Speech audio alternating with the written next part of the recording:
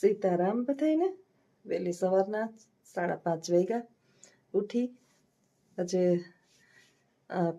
પહેલાં કામ કરી લીધું, બ્રશ કરી લીધું, ચા પી લીધો ને પછી હાથમાં મોબાઈલ ચાર્જિંગમાં મૂકવો ને તો વાત કરી લો. સરસ મજાનો ભગવદ્ ગીતાનો એક શ્લોક અત્યારે મેં યાદ આવ્યો કે કર્મણ્યેવાધિકારસ્તે મા ફલેષુ કદાચન મા કર્મફલ હેતુર સંગ હસ્તે કર્મણા. ભગવદ્ ગીતાની અંદર જે છે ને 700 શ્લોક છે ટોટલ, 18 અધ્યાયના. એની અંદર 100 શ્લોક છે ને એ આપણા જીવનને બદલાવી નાખનારા છે. મારા જીવનની અંદર આવી સમસ્યા કેમ, મારી સાથે આવું કેમ થાય, મને જ આવું કેમ, તકલીફો મને જ બધી કેમ, બધા મને જ કેમ કહે, મારા જ આ બધા મારું કેમ લોહી પીએ, આ બધાના ઉકેલ જે છે એ ભગવદ્ ગીતાના આ 100 શ્લોકની અંદર તમને સંપૂર્ણ જીવનની સચોટતા સાથે બતાવેલા છે. 700માંથી 100 શ્લોક એવા છે કે આખા જીવનને બદલી નાખે. એટલે આ એક સુંદર મજાનો શ્લોક છે. કર્મણ્યેવાધિકારસ્તે મા ફલેષુ કદાચન મા કર્મફલ હેતુર્ભુ સંગસ્તે કર્મણા. કર્મ કરવામાં જ તારો અધિકાર છે, ફળની આશામાં નહીં. ફળની અપેક્ષા રાખી અને હે અર્જુન તું કર્મને છોડનારો ન બન. આપણને પણ ભગવાન શ્રી કૃષ્ણ બોધ આપે છે કે તમે તમારું કર્મ કરી રાખો, ફળની અપેક્ષા ન રાખો. જો તમે ફળની અપેક્ષા રાખશો અને મોડું થશે તો કામ કરવામાં તમને મજા નહીં આવે. એટલે ફળની અપેક્ષા રાખ્યા વિના તારો અધિકાર કર્મ કરવામાં છે. ઈશ્વરે આપણને કંઈક કરવા માટે મોકલા છે આ પૃથ્વી પર. હવે શું કરવા મોકલા છે એ તો ભગવદ્ ગીતા વાંચીએ ત્યારે ખબર પડે. ત્યાં સુધી તો અત્યારે અત્યાર સુધી આપણે ધર્મનું પુસ્તક માનતા હતા. ભગવદ્ ગીતા એ કોઈ ધર્મનું પુસ્તક નથી, જીવનનું પુસ્તક છે, સમજવાનું પુસ્તક છે, જ્ઞાનનું પુસ્તક છે, આપણું જીવન છે. ભગવદ્ ગીતા એટલે જીવન. 2 અગરબત્તી કરી અને પાછું વાંચી લીધું અને પછી વાંચ્યા પછી એ જો જીવનમાં ન ઉતાર્યું ને કાયમ મેં 5 પાઠ કર્યા, મેં 6 પાઠ કર્યા, મેં આખી ભગવદ્ ગીતાના પાઠ કર્યા, તો આ બધું જીવનની અંદર નકામું છે.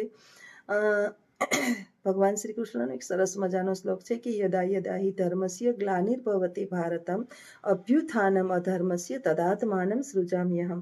જ્યારે ધર્મની ગ્લાનિ થશે એટલે કે હાનિ થશે ત્યારે હું આ પૃથ્વી પર અસુરોનો, દુર્જનોનો નાશ કરવા અવતાર ધારણ કરીશ. એમ આપણા જીવનની અંદર જ્યારે સંકટો આવે, દુઃખ આવે, તકલીફો આવે, અથવા તો જીવનની અંદર કોઈ પણ એવી સમસ્યા આવે કે જેનું નિવારણ અથવા તો હલ આપણા હાથમાં ના હોય ને, ત્યારે દ્વારકાધીશને સોંપી દો કે હે દીનાનાથ હવે સંભાળી લેજે.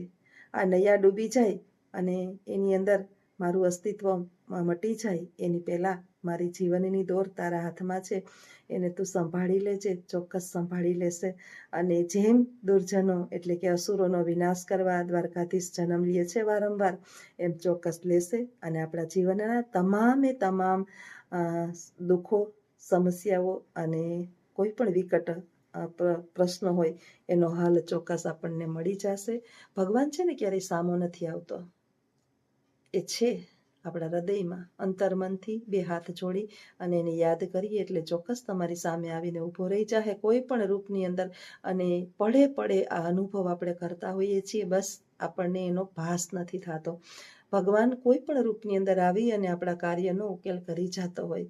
આ છે એની લીલા, એનું નામ મોહનની માયા છે. એ માયાવી છે. કોઈ પણ માયામાં, કોઈ પણ રૂપમાં આવી અને આપણા સંકટો હરે તો ઉઠી અને શ્રીહરિનું સ્મરણ કરતા આગળ કામ કરું. તો આગળ વિડીયોમાં બન્યા રહેજો. જય દ્વારકાધીશ. સીતારામ બધાયને. 12:30 તો બેલ પડે, પછી 5-10 મિનિટ ચોપડાને મૂકીએ. 1:30 આવી અને સવારમાં છે ને ઓરોનો રોટલો કરવા હતા એટલે રોટલા કરી નાખ્યા ટાઢા અને રીંગણા આવીને ફટાફટ શેકી નાખ્યા. આપણે ઓરો વઘારું ને એટલે જો એમાં ડુંગળી, ટમેટા અને લસણના કટકા. લસણની ચટણી નખાય. પછી તમે લસણ ઓલું મિક્સ થઈ જાય ને એટલે મને મજા નથી આવતી. એટલે કડકડેલી ચટણી હોય ને લસણ તો મજા આવે.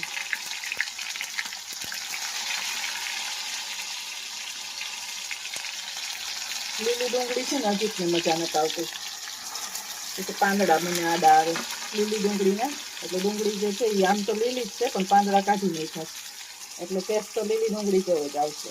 લીલી ડુંગળીના પાંદડા કાઢી નાખ્યા અને આપણે વઘાર નાખ્યો ઓરો. આની હમણાં ગ્રેવી કરી નાખશું. આપણે બહારથી ગમે એટલો હમણાં અમે બહાર ગયા ને તો ઓરો ખાધો તો મજા ન આવે ઓરો ખાવાની. આપણે જે ઓળો બનાવીએ ને ઓળો એ કરે જ નહીં. ઘણી વાર આપણે બપોરનો ટાઈમ હોય એટલે જમવું પડે એના વિના ન આવે. આપણો ટેસ્ટ એનો ટેસ્ટ અલગ થઈ જાય કાયમ ખાતા હોય ને એટલે.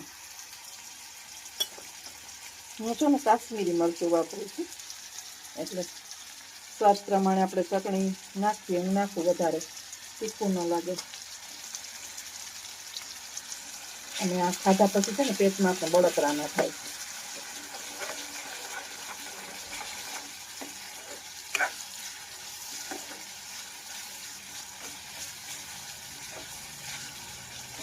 આ ધીમે ગેસે ચડી જાય.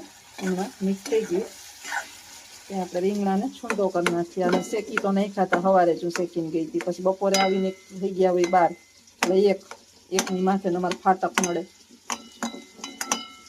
બે રીંગણા સૌથી વધારે મોંઘા છે અત્યારે છે ને. રીંગણા 50ના અડધો કિલો, ઓરાના રીંગણા 100ના કિલો. એટલે અડધો કિલો રીંગણા તો ઓળામાં જોઈએ જ, કારણ કે એમાંથી ચોટલા ગોઠલા બધું નીકળી જાય ને. બી હોય તો મને બીવાળા રીંગણા ન ગમે એટલે એ કાઢી નાખવું પડે. એટલે 2 ટમેટા, 2 ડુંગળી, થોડુંક લસણ ફોલીને ગાંઠ્યું એક એ તૈયાર કરી અને વઘાર નાખ્યું. એ તો અત્યારે જ સુધારવા પડે એટલે કાયમનું આવીને પેલા એ ચિંતા. હવે શિયાળો છે ને એટલે રોટલો ઓરો ભાવે. અત્યારે ઓરો ખાવાની મજા આવે. જાનો આનંદ ત્યાં જ આપણે ગમે એમ. ઘણાઈને આપણે જોઈએ ને તો પીળો પીળો ઓરો હોય, અમારે લાલ ચટક જોઈએ.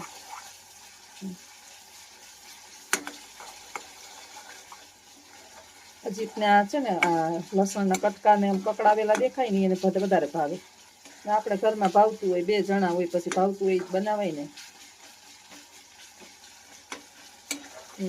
ગેસનું સ્ટેન્ડ હજી સાફ કરવાનું છે.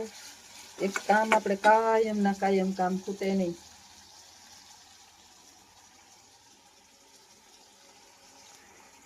ઝારા કચરા કરવાના છે. ઝારા કચરા હજી 2 દિવસની રજા આવતી હોય તો કિચન સાફ કરવું જ. જરાક ચીકાસ વાળું થઈ જાય એટલે આપણે મજા ના આવે ડબરા ડબલ્યું. અને બાકી તો રૂમની અંદર તો મેં છે ને કાંઈ વધારે વસ્તુ રાખી જ નથી, કારણ કે એકલા માણા ધૂમચાળા એકલા કરવા, બધું એકલું કરવું એટલે વાર લાગે બધું ધીમે ધીમે. તો આગળ વિડીયોમાં બન્યા રહેજો. હજી મોડું થાય છે.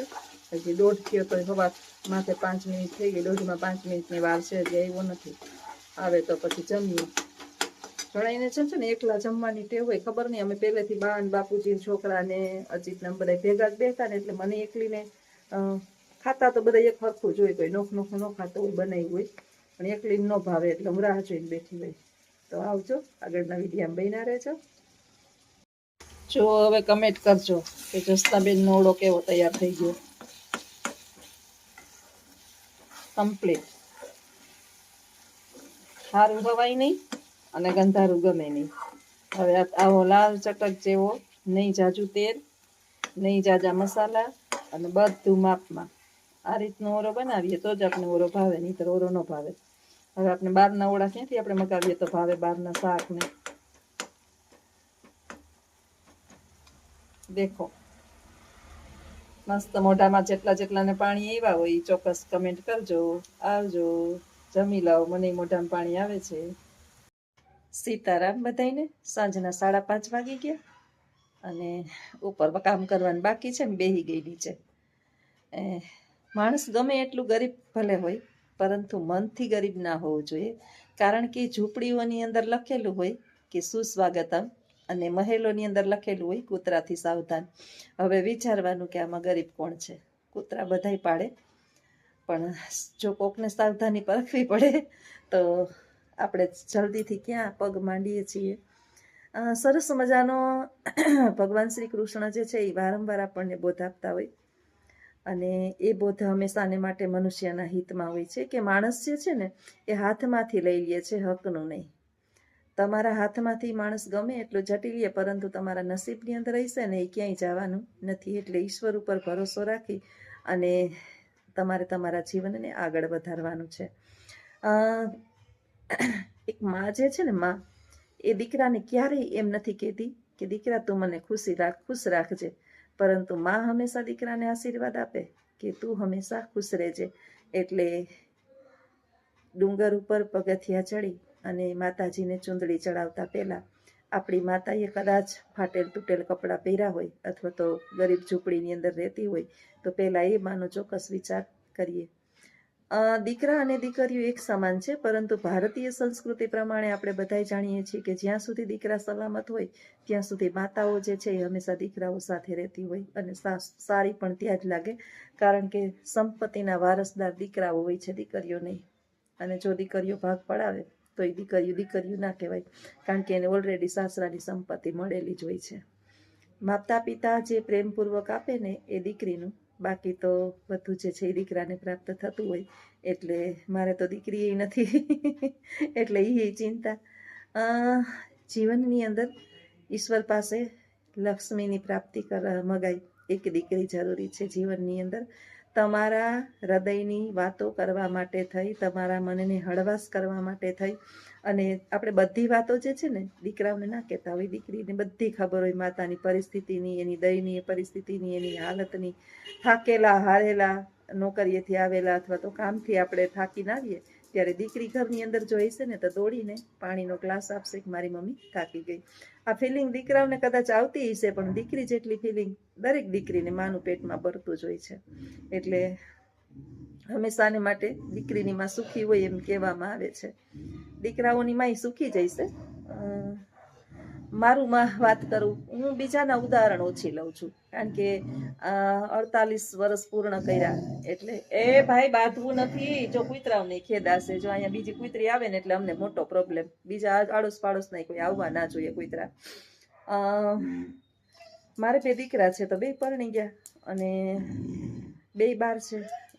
આપણે હાજા માંદા થઈએ અથવા તો પરિસ્થિતિ આપણી વિકટ હોય, ખરાબ હોય, તો જો દીકરી હોય તો આપણે બહુ ચિંતા ના હોય કે દીકરીને માનું પેટમાં ભરે. દીકરા પછી એના પરિવારની અંદર બિચારા બધા સચવાઈ ગયા હોય અને એના જીવનની અંદર એ સુખી હોય તો એનાથી વિશેષ એક માતાને કાંઈ ના જોતું હોય. તો સંસારનું ચક્ર જે છે અવિરત હાઈલે જ રાખે. એમાં ન મારું ચાલે કે ન તમારું ચાલે. આ તો જીવનનું ચક્ર છે ભાઈ, ફેરે જ રાખે. એટલે ઈશ્વરનો પ્રસાદ સમજી અને જીવનને આગળ ધપાવીએ એ જ સાચી જિંદગી છે.